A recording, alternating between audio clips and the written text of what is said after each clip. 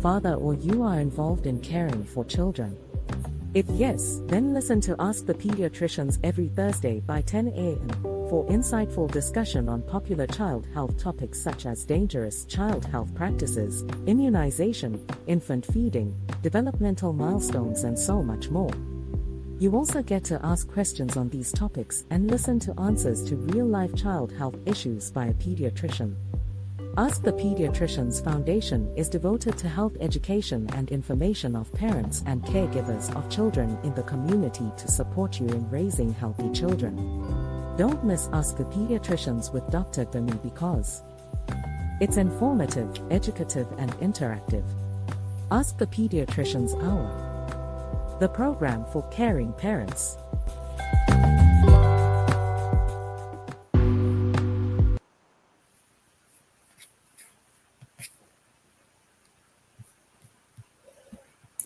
All right, hello everyone. Welcome to ATP Hour, also known as ATP Webinar. I want to thank you so much for joining me on whichever platform you're watching or listening to me today. I am Bimisola Boyde. I'm a pediatrician, and it's my pleasure to be your anchor for today's program.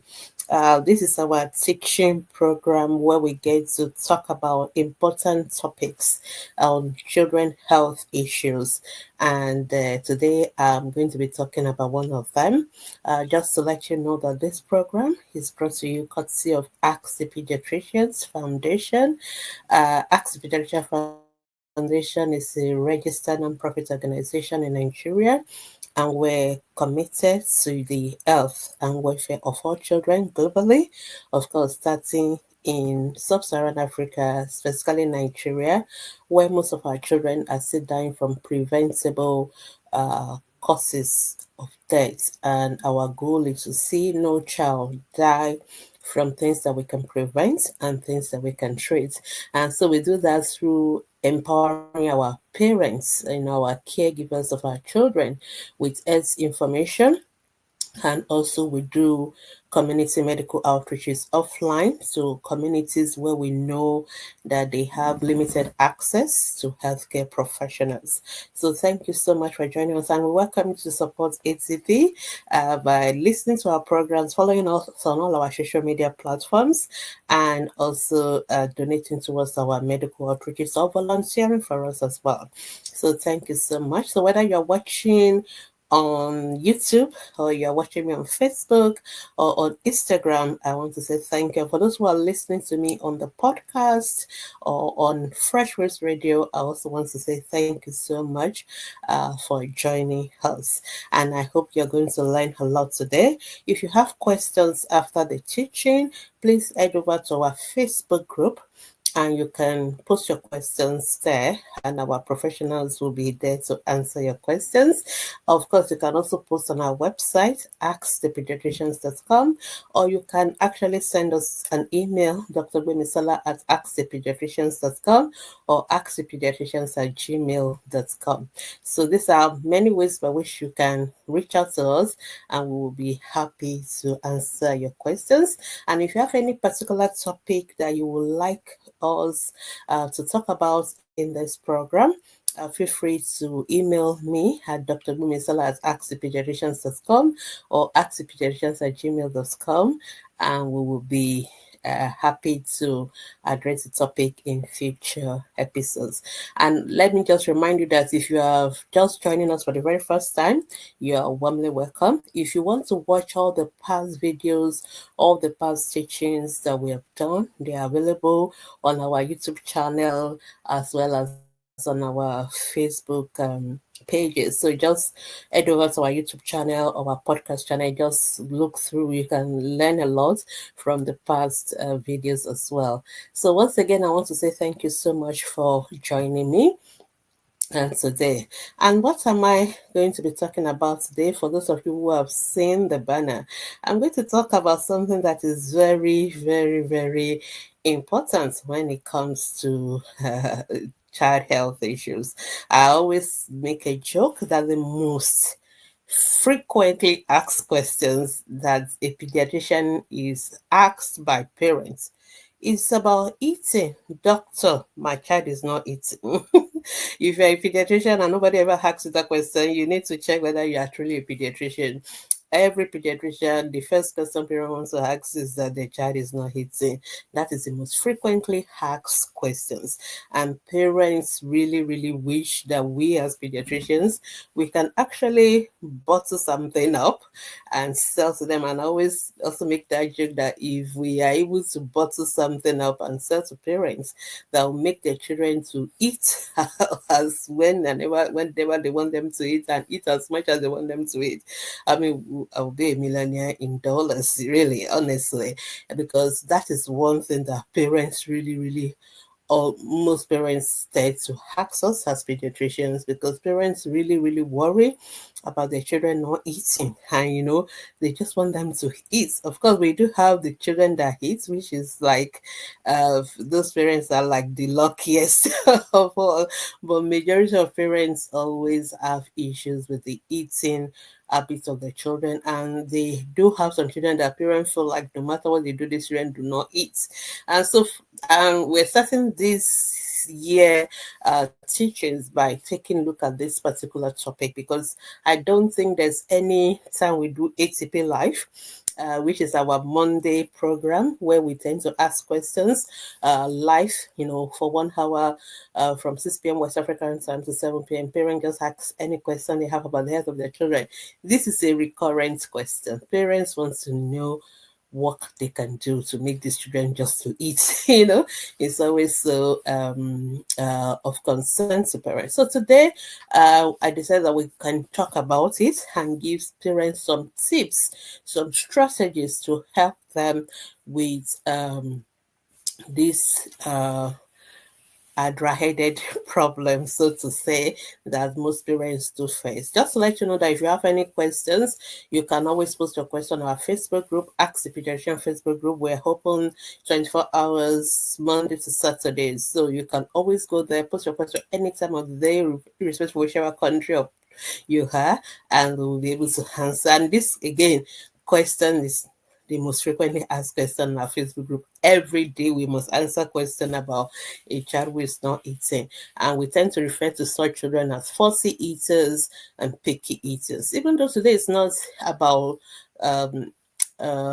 teaching nutrition, I'm also just going to make a little bit of introduction about what we expect you to feed your children in the first instance. And usually this problem is a problem more commonly among the toddlers. That is when parents really struggle.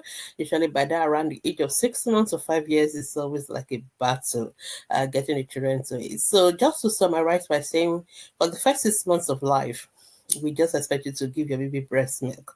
Exclusive breastfeeding, that's what we recommend. That's what all pediatricians recommend. That's what the World Health Organization recommends. That's what the WHO, the UNICEF, all of us healthcare professionals will recommend that you should breastfeed your baby for the first 6 months of life, because breast milk contains all the nutrients, everything that baby need, in the first 6 months is present in breast milk, including the water.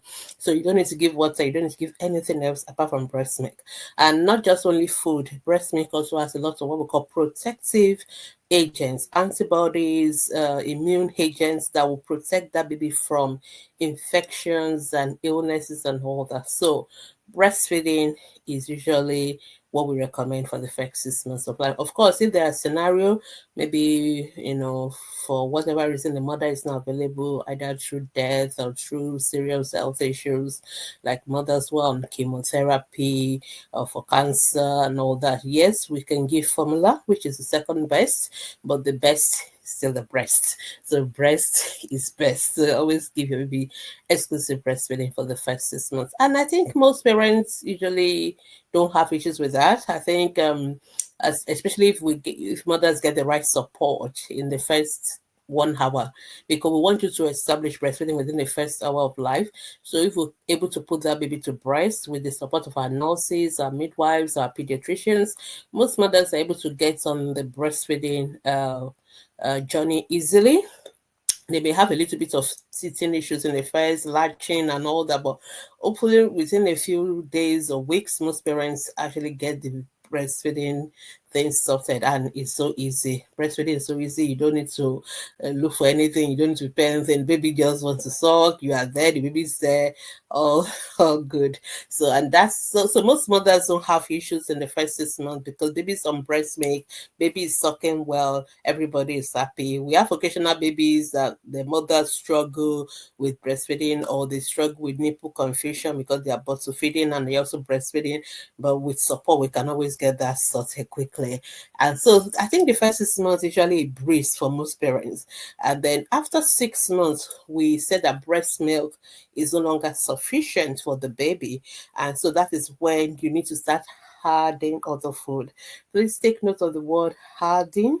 That word is so significant because I found that as I'm going to talk along, you begin to get where I'm going. That most of the struggles we actually have when parents say my baby does not eat or my baby does not want to eat, it's actually first from the ignorance sometimes of parents when it comes to what is actually the process or what they should be doing when it comes to complementary feeding. Because the way parents ask questions, you immediately people ask questions, you already know that this mother has no clue about complementary feeding. Number one, complementary feeding is not replacement of breast milk. I think that's always number one issue. So mothers will tell us, my baby finished exclusive breastfeeding and now I want to give formula. I want to give the my baby is not taking it. No, you don't need to give formula because that is not complementary feeding. Complementary feeding is not formula feeding at all. Complementary feeding, and the mother will like, oh, my baby is not eating at all. I've tried this, I've tried that, I've done. In 1 week, come on, the baby's main meal at 6 months is still the breast milk. It's still the 80% of the baby's food. It's just that it's no longer going to be enough. So we need to start adding to it. So we need to understand that first, because sometimes that is where the origin of the problem starts from. And then we begin to go into the struggles, and then all because we did not even know that this is what we're supposed to do.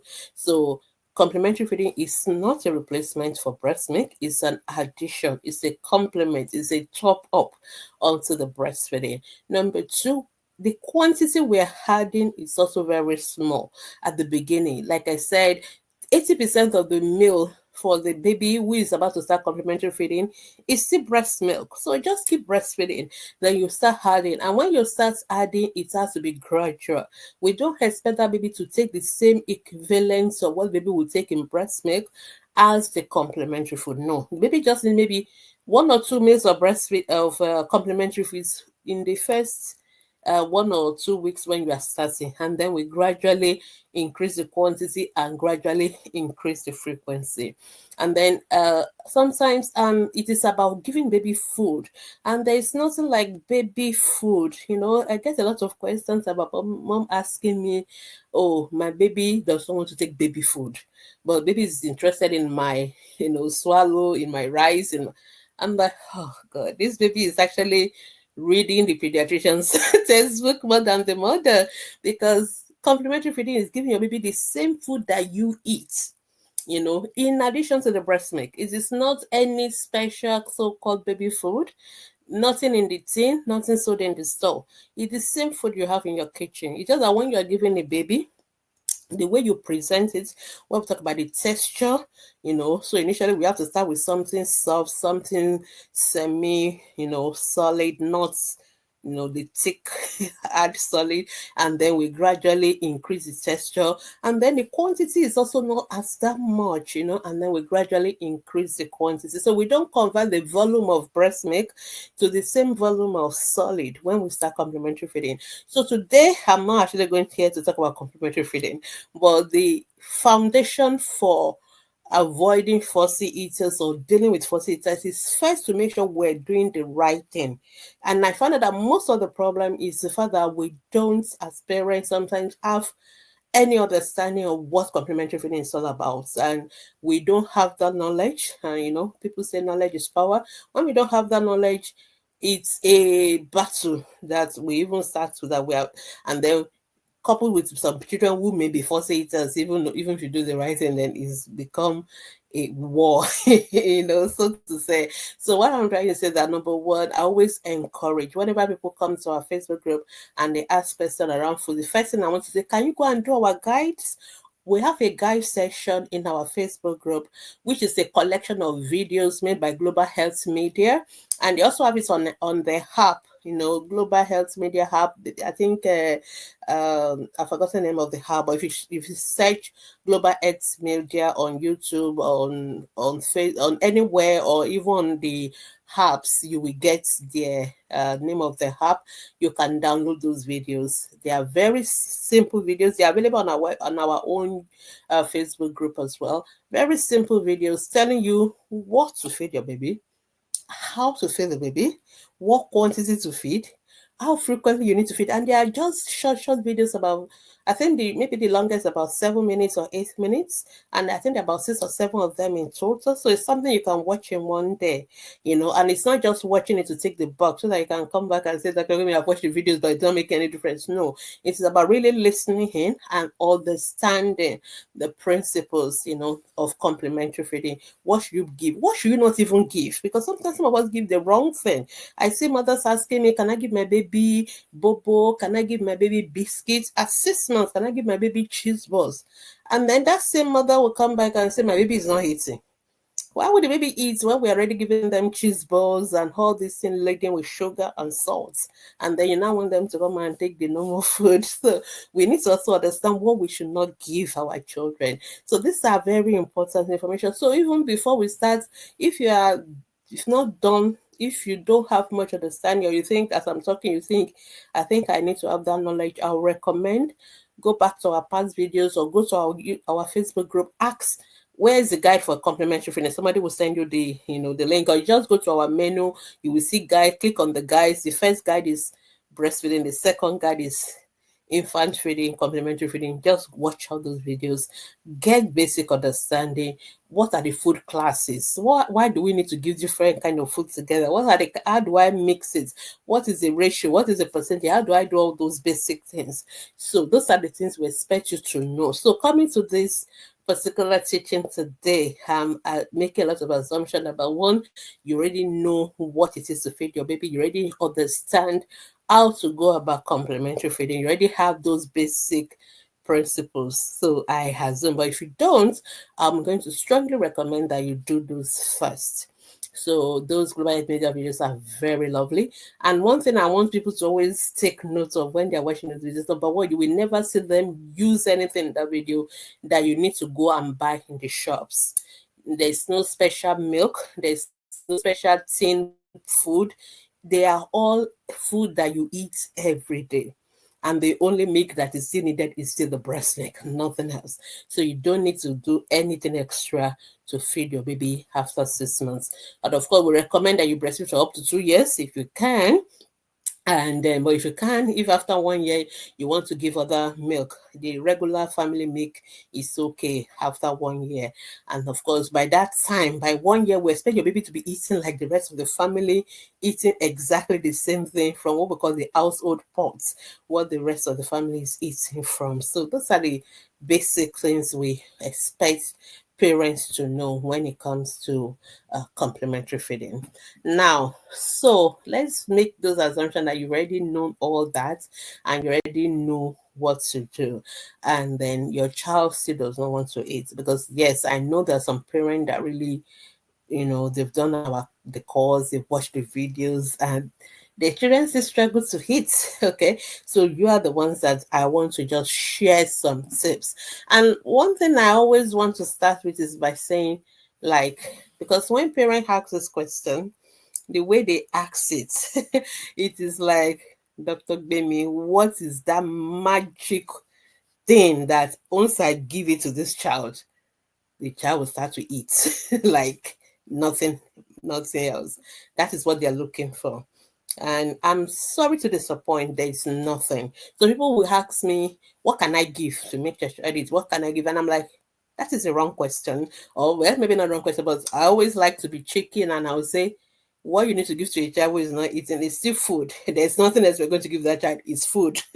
There's no, I know what they're asking for is that, is there a drug? Is there something that's like something that once we give that child 1 or 2, 3 times a day, the child will start eating like Yoruba people call it corn, like somebody that eats a lot. Like, there's none. And I'm happy to tell you today that there is no medication licensed to make a child to eat. I know. Some of you will tell me, oh, but they always sell all these appetite drugs, super appetite, cyproheptadine, all of them. I'm aware. Now, let me start by saying that those drugs were not licensed to be appetite stimulants. Those drugs have other uses in medicine, but one of the side effects of that drug is that it can increase appetite. So some people decide to start selling it as appetite stimulants. Now, the challenge with that is that there are other side effects of that medication, several other side effects, and some of them have very dangerous to the heart, to the liver, but most parents are not aware of that. They are only just thinking it's going to make my child to eat.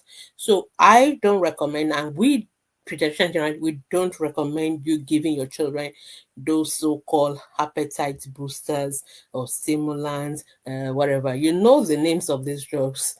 You will not see us recommending it for your child. So please don't use those drugs. Before you go use them, I always tell parents, just go pick the information leaflet inside the medication, read it, read the side effects so you will know what you're putting into your child. So we don't recommend drugs to make a child to eat. Then some people say, oh, it is multivitamins. Yeah, children like multivitamins are things that normally you can give children but I always separate, we prefer your child to eat their vitamins rather than to take it by drugs.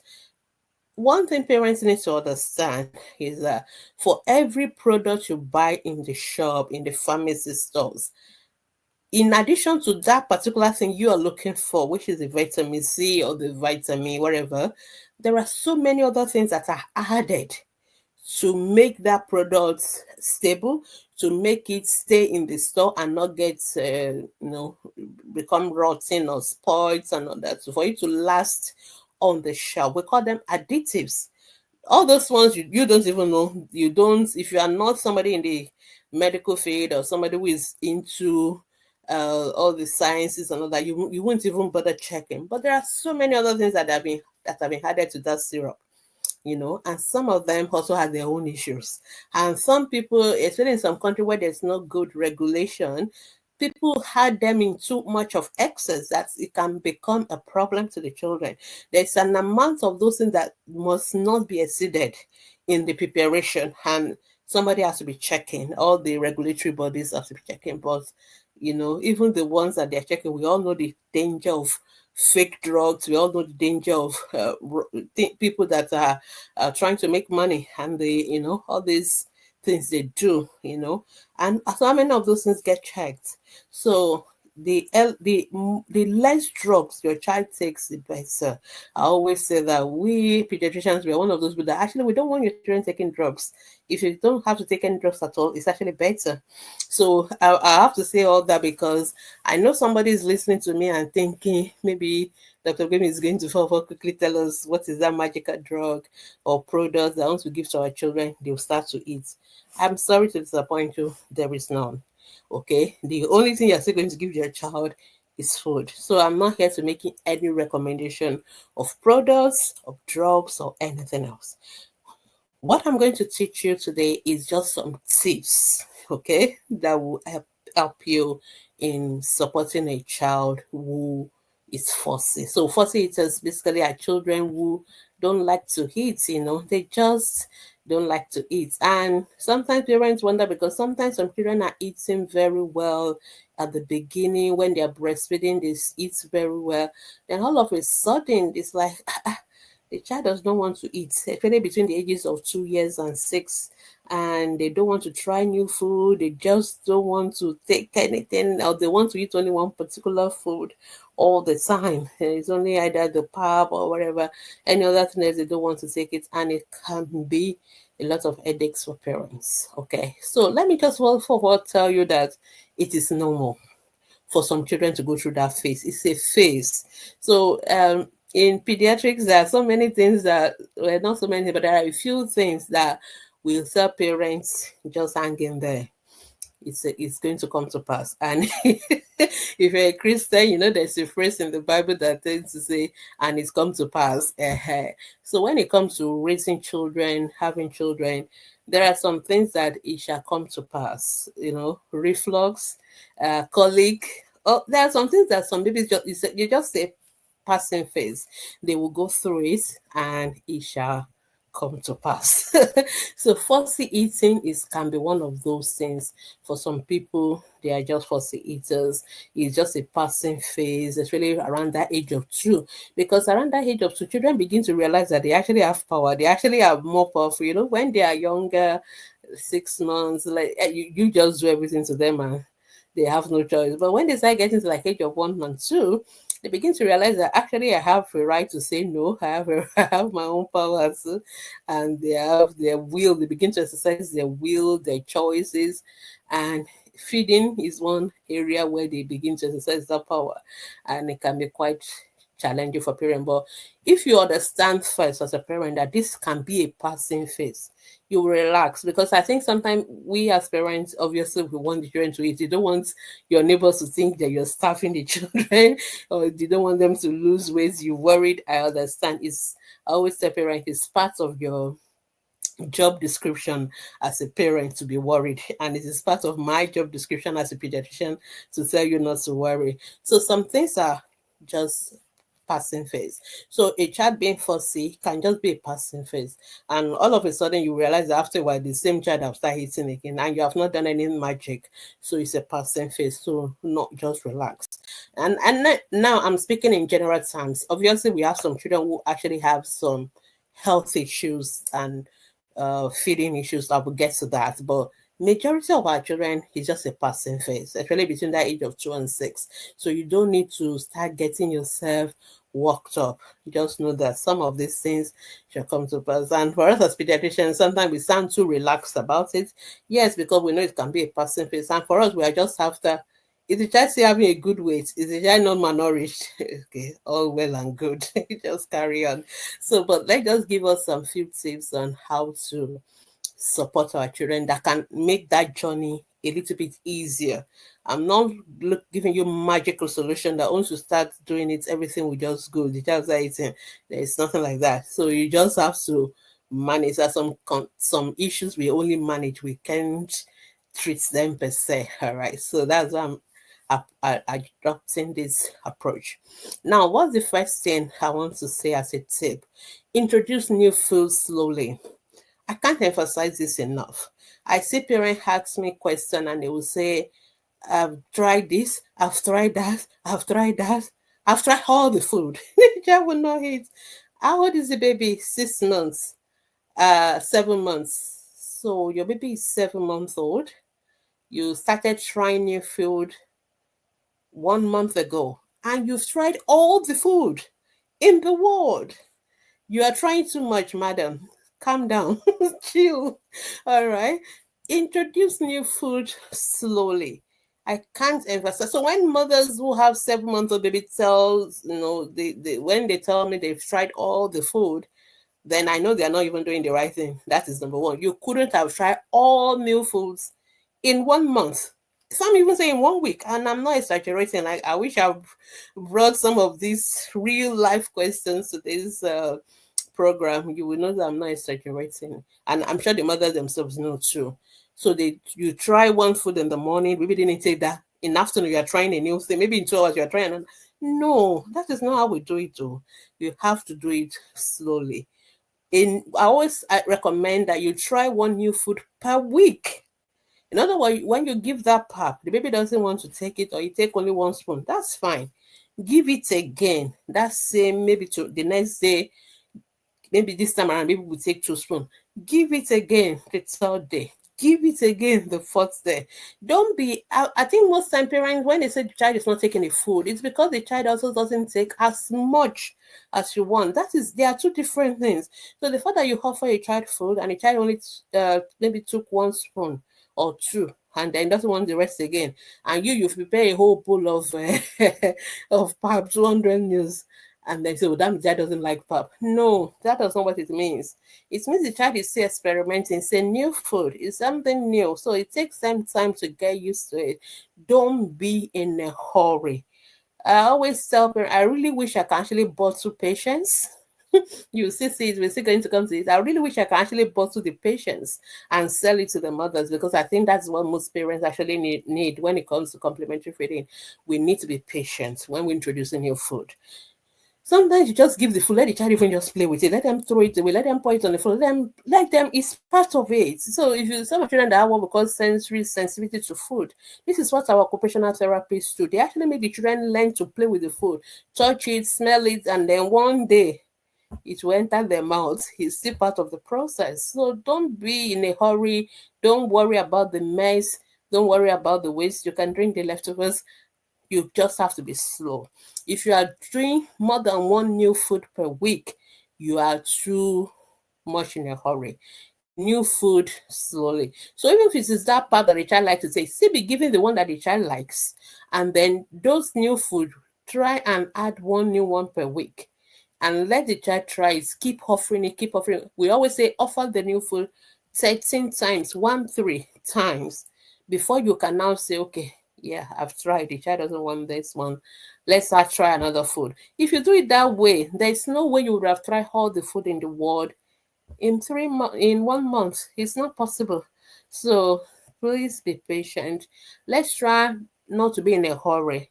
I know we are busy parents, I understand, but when it comes to this, is the if we do it right at the beginning, we'll get it better. But if we try to rush through it, you're still going to end up coming to the pediatricians, and we're still going to end up having this conversation. So just do it gradually. Number two, be a good role model. Sometimes children see it as punishment when they eating food is like punishment. And it's because sometimes we as parents, we make meal times like a chore. It's a tick box. A needs to eat now. A has eaten, tick box. No, let the children know it is good to eat. Let them see you eating. So usually by the time they're around that 1, 2, let them sit at the same dining table. Let everybody have their food in. Let it not be that they are eating. Every other person has eaten, or every other person is not yet eating, but it is, yeah, go and bring lagbaja. It is time to feed them. And then you make it like, why am I the only one eating now and eating this particular food? Why is everybody else not eating? And then they don't see it as, as maybe it's a punishment to actually be given food. That is how children think at that age. So be a good role model. Let them see you eating. Eating, of course, healthy snacks. Let them see you eating the fruits. Some of you notice that when you are eating your own food, that's when your children want to eat. And they want to eat the one in your own place rather than the one in their own place. Let them have it. Because that way they will know that, okay, this thing that mommy is eating is also the same thing I can eat, and it's not mommy is having something special now. Let them sit around the table. Let them see you eating. Let's eat together as a family. Let's eat together, even for the 6 month, 9 months. They can sit on their high chair with the rest of the family. Let them see us eating. Let them also learn to take in the plate with us. It's okay if they make a mess, I know, but it's okay. But that is how they begin to learn that, okay, oh, this eating is not a punishment. It is a good thing for all of us to eat. So that's another tip for Fussy. Be a good role model. Eat. We want the child to drink water in front of them. We want the child to eat fruits, eat the fruits in front of them. Let them know that you are also doing the same thing. Share it with them. That way, it will also help them. Of course, this one, I think I've mentioned it but I keep mentioning it because it's I would say it's like the underlying factor. I think most of the time parents were too much in a hurry. I know we have 1,000 things on our checklist and we just want the toddlers to just sit. And unfortunately, they don't understand that you have to go and do 1,000 things on your checklist. They don't care if you like. So sometimes you just have to be patient. So most of us, we just like, that's why we like the store things. Something you just buy in the store, add hot water, or something you just open, give it to them, let them be eating. We don't want to waste time cooking different varieties, trying different recipes, which we'll come to later on. But we have to be patient. That's number one. Don't be in a hurry when it comes to getting our children to try new food or to eat new food. Number two, we have to be persistent. Sometimes we give up too quickly. And I know, because many people say, Dr. Rumi, I've watched the videos, I've done this, I've done that. You have to be persistent. You have to be, there's no shortcuts. And there is no special. I always say, if I wish I have the magical wand or the magical product, so that means I will sell it and I'll be making so much millions. But there is none. That is the truth. There is none. So you have to just deal with it. You have to be patient. If you're lucky to have those children that love to eat well, good for you. But if not, you just have to be patient and you have to be persistent. Like I said, offer the same food over and over, at least nothing less than a week, okay? And you keep being, you have to make the new food, you have to try new recipes. You just have to do it, and you have to be patient and you have to be persistent. But trust me, it will eventually yield uh the good outcome that you want. Another thing is that we should have creative ways. A lot of parents always ask me meal recipes, and like, I don't give me recipes. I'm a pediatrician. I'll teach you the principles. It is your responsibility to find your own way. But good, thank God for social media. There are lots of people who do all these baby recipes, and they prepare it on Instagram, on Facebook. I see a lot of them. Even some of these are our companies making food. They also have a lot of all these recipes. There are many ways to present rice. There are many ways to present that potato. There are so many ways. Some people say maybe like the fried egg. Fine, fry the egg. Some people don't like the boiled egg. Give them the fried. Some babies they prefer you break it into the pap and you mix it together. There are many creative ways. One thing is that the food has to be colorful. It has to be colorful. The more colors, the better. Number two, it has to have taste. Okay, it has to be healthy, but it must have taste. So you can use things like dates. You can even use the white sugar, but in moderation. Use your breast milk.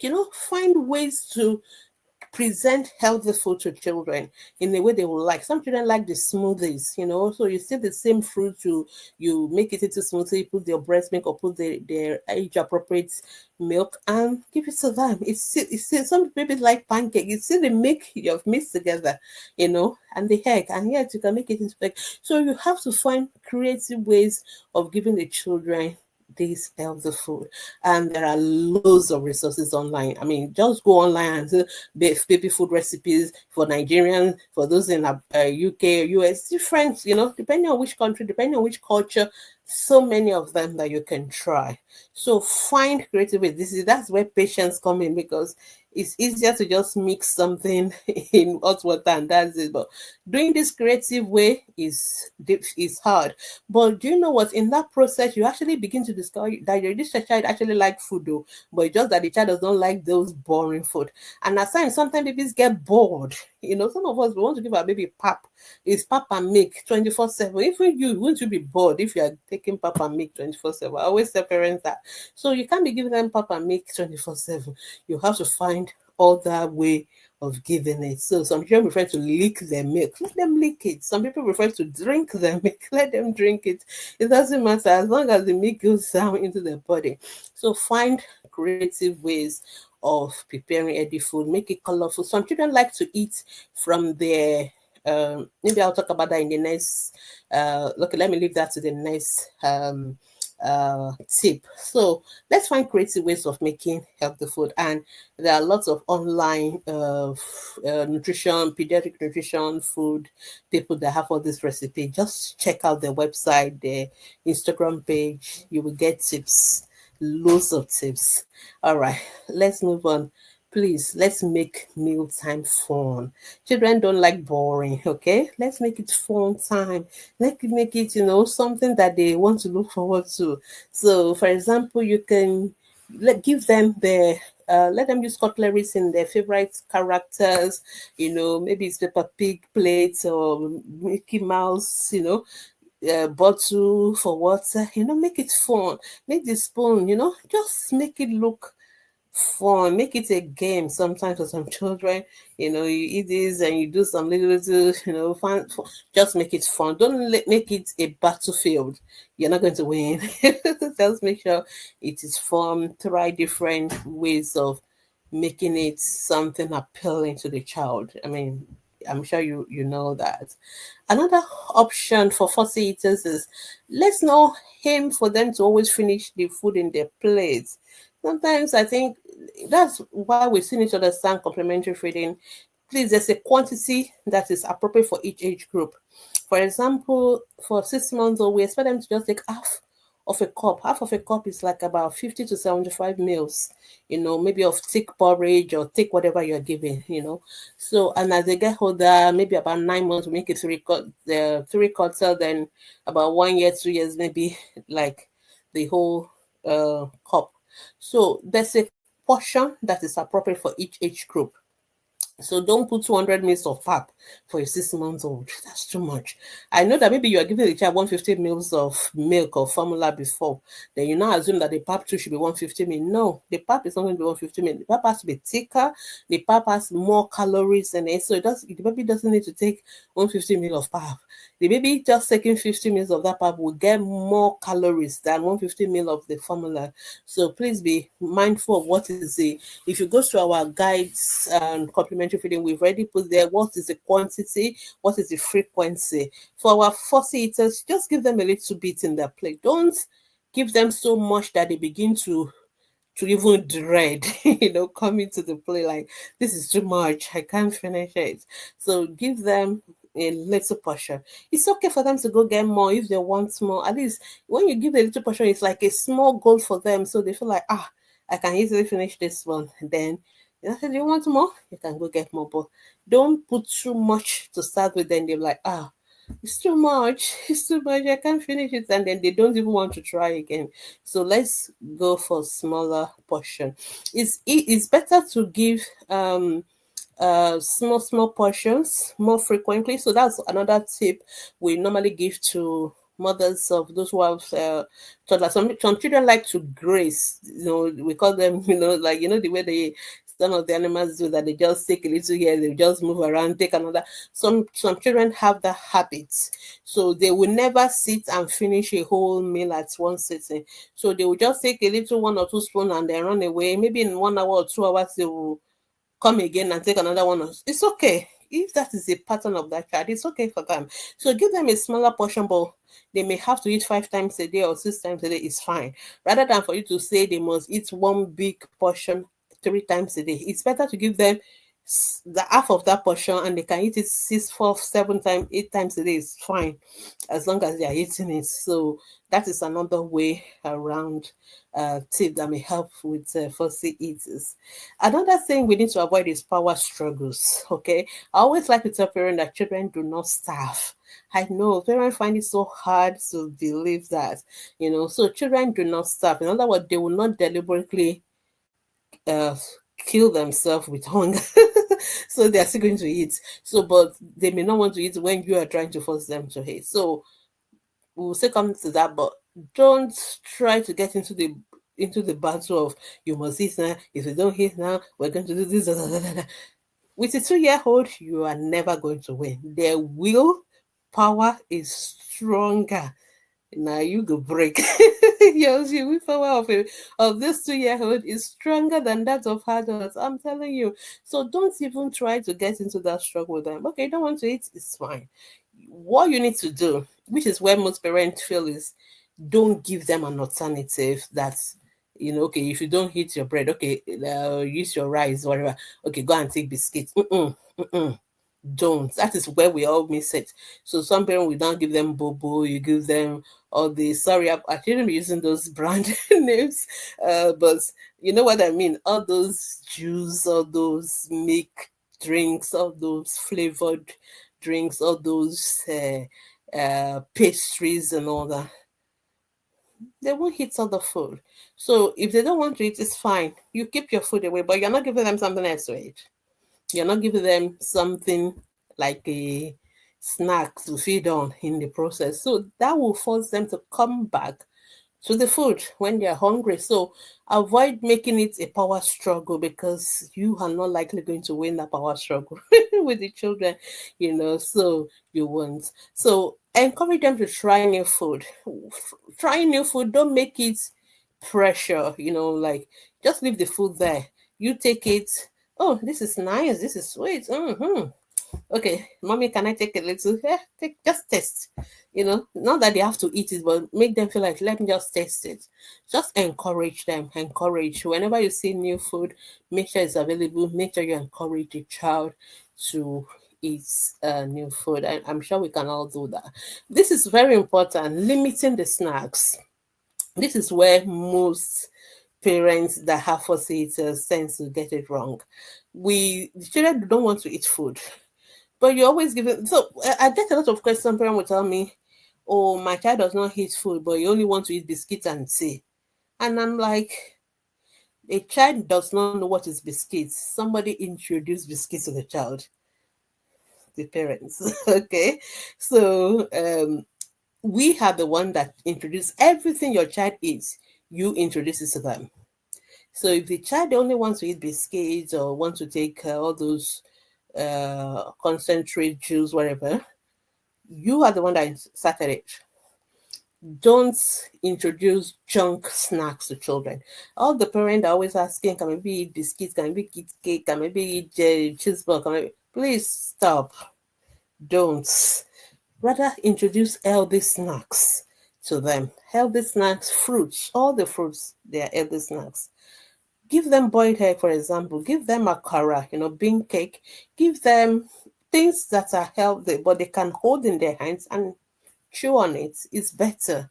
If you don't introduce the junk to them, they will never know what it is. So that is why I said that in those videos, we also tell you what not to give.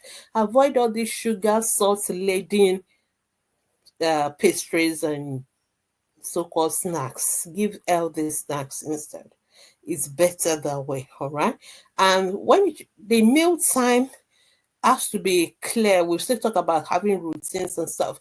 But so in between the meal time, don't give them too much options except for the healthy snacks in terms of like a replacement. So if you don't eat food, okay, you can go and have biscuits, or you can go and have pastries, or let's go to the all those fast food and go and buy donuts or something. No, don't. If you don't be giving them tea, all those so-called chocolate beverages and all that. Don't give it to them as like a replacement, because once they drink that, then they're not going to eat food because their tummy is full anyway. So you want them to eat. So when you give them the food, they don't want to eat it. You take the food, you keep it aside, and you don't give them something else. You don't give them snacks like a replacement. They will come back to the food because children don't starve, except for children who have some health issues, which I will come back to.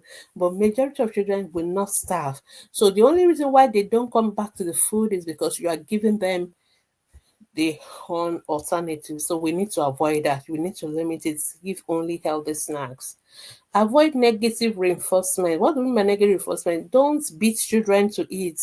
Don't force feed them. It's not going to make it better. It's going to make it worse. Okay. Actually, children actually will look forward to that. It's even though you think you are trying to get them to stop the wrong thing, but you're actually reinforcing the habit. Whereas if you just leave it, I know it's very hard for parents to get that. Sometimes they will eventually realize, okay, it's like mommy doesn't even worry or bothered about it. I better go and hit my phone. Nobody's going to be, getting fussy over it for me. When you don't get fussy over some issues, the children actually just adjust to. Whereas if you are the one going at them all the time, you are actually reinforcing the habit, and it's negative. But children are getting your attention that way, and they actually like getting your attention, even though it's for something negative. So avoid negative reinforcement, no beating children. Please don't force feed children. I get a lot of questions. Mothers tell me the only child my child will eat is when I force feed them. Please don't. I have so many um, newspaper articles I'm sure we've shared on our Facebook group of babies dying from being force-fed. I mean, these are things I've seen. I mean, it's not like strange, and I do post some of them when I see them. I think one grandma was eventually sent to prison because she force-fed a child, and the child died. It can happen. Don't say it will not. It's not my portion. These are realities. Please don't force-feed a child. Don't force-feed them. Don't beat them. Don't let them choke on food. Just leave them if they don't want to eat. I will tell you what else to do if you tried and the baby doesn't still want to eat. Another option is to give children choices, but make it limited choices. Don't give them 10 choices, just two, max three. So can you either you have rice with beans and whatever, or you have maybe potato with your egg or whatever, just give them two choices. You know what I mean? Give them two choices. Let them make one. So at least let them have some control. Some children like to have control. They don't want it to be like you are the one forcing them to eat anything. So give them a little bit of control, but limited. Two choices. You can even make them part of making the meal timetable. Okay, what you would like to have and options. Then they can also um, make their choices, but don't make it too open-handed choices, and don't bring in the unhealthy snacks into the choices as well. Another option is to stick to a routine. Have a routine, have a normal meal time. Okay, 8 o'clock is meal time, maybe 11 o'clock is the snack time, maybe one is the lunch time, another snack before dinner, and so on. Just stick to that routine. When it is that time, you offer the food. If the child doesn't want the food, you give them two choices, and if not, you leave the food, leave it where they can see it. Put your fruits and healthy snacks where they can see it, and just let it be, and you will see whether they will come back to it. You can give them options, maybe more frequently, but just try and have like make the meal time a part of a structure routine for children. And I think that's why some children actually eat better in school, because the school is structured, so they know that this is break time, a small short break, long break. And some children who don't eat at home actually eat in school because it's a structure and they see everybody eating. You just have to eat, which is again why we say we should all do the same thing, show role modeling and all that. It's also important. And I think these are things that can help. I know that I've talked a lot. Some of the tips will work for most children because most children, like I said, fussy eating or being picky eaters is a passing phase. However, there are a few percentage of children who actually have medical issues when it comes to eating. Like you've tried everything in the world, you've given choices, you've offered different food, you've done all the things you know how to do, you followed all the guidelines on complementary feeding and all that. Yes, some children, no matter what you do, they still will not eat. And one thing that worries us, especially as pediatricians and nutritionists, is when their weights begins to drop. The child stop adding weight or the weight actually begins to drop. Then we know, yes, it is time to seek professional help. So, which is why whenever you ask this question, we always want to ask, what is the weight of the child? We want to know whether all this fussy eating is now beginning to impact on the health of the child. When we get to that point, then you need to seek professional help. That is where you come to see those of us who are the professionals, the dietitians. We have dietitians, we have some call themselves nutritionist, dietitian, same family, but we also have people that are into the pediatric nutritionists. So we do have them. So they may be the ones to help you, because sometimes some children, it can be so bad that the nutritionists have to give them what we call supplements. We give them something that they can drink that will give them calories, and while we keep trying all these other strategies, we want to make sure there's no health issues. Some children have what we call AFID, which is avoidant food intake resistance disorder. They just we will not eat any food, or we only take one food and all that. So it's a kind of a psychological issue, and that diagnosis may need to be made, and psychologists to be involved and all that. Some children who are on the autism spectrum may also struggle with eating and all that. So some children can, if children they are losing weight and they are not, some children may have problem with swallowing and all those kind of things. So we can have to deal with those medical issues. So there's a time to seek help. So if you have done everything you know how to do, you follow all the strategies that I've been talking about, and your child is still not eating, your child is not gaining weight, please come and seek professional help. Please don't come after 1 month. A child of 6 months old, 7 months, you're already coming for professional help. Mm-mm. You have not tried those strategies. When you come to us, we'll still tell you to go back and try the strategies first. Because if when you come to us, it's not like we're going to do anything magical. It is for we still go through all these strategies again. Let me just run through them as I'm rounding up. Introduce new foods slowly. Be a good role model. Be patient, be persistent. You must take patience and persistence 2-3 times daily, please. It's a prescription. And find creative ways to prepare the food. Make the meal time fun for the children.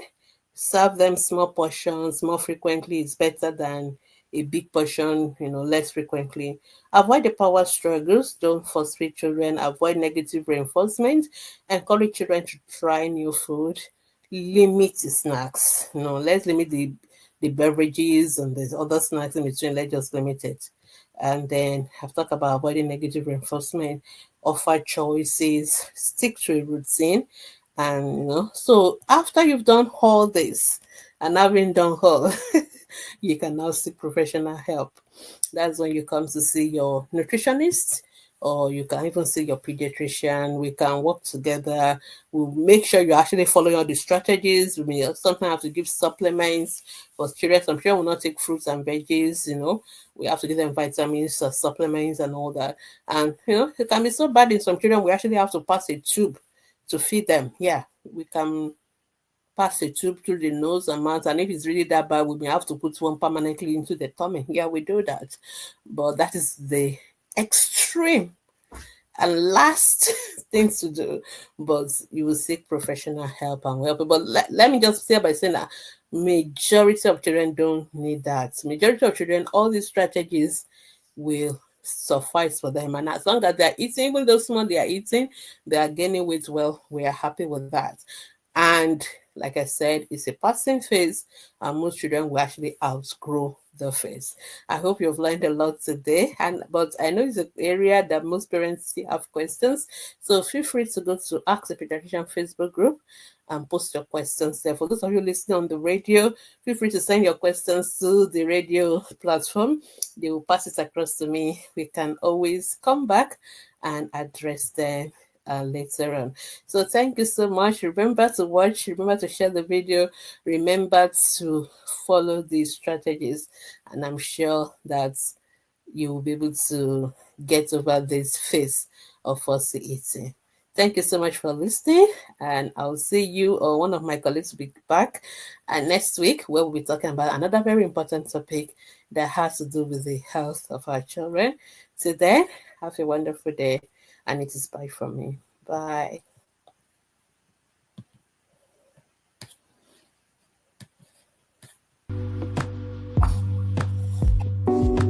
Are you a mother, father, or you are involved in caring for children? If yes, then listen to Ask the Pediatricians every Thursday by 10 a.m. for insightful discussion on popular child health topics such as dangerous child health practices, immunization, infant feeding, developmental milestones, and so much more. You also get to ask questions on these topics and listen to answers to real-life child health issues by a pediatrician.